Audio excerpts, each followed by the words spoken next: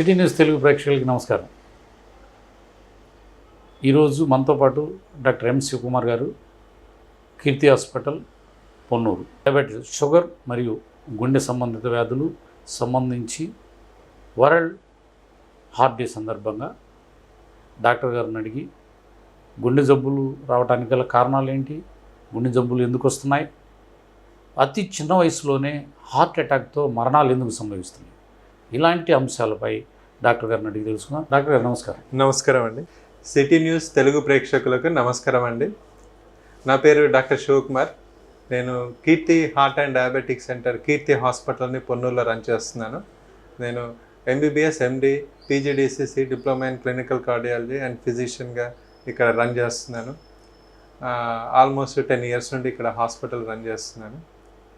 ఇప్పుడు world heart day సందర్భంగా అతి చిన్న వయసులో చాలామందికి గుండె జబ్బులు, హార్ట్ అటాక్లు ఇలాంటివి రావడం జరుగుతుంది.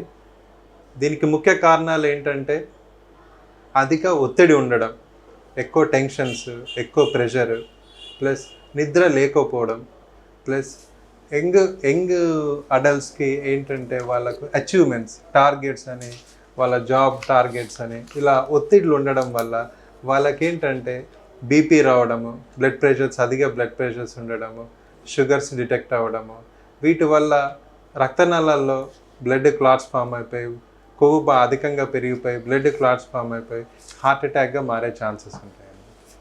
సో ఇటీవల మనము చాలా చూస్తున్నాము. గతంలో ఒక 20 years బ్యాక్ అంటే హార్ట్ అటాక్ అనేది ఒక 50 years, 60 years దాటిన వాళ్ళకే వస్తుందని ఒక అపోహ ఉండేది.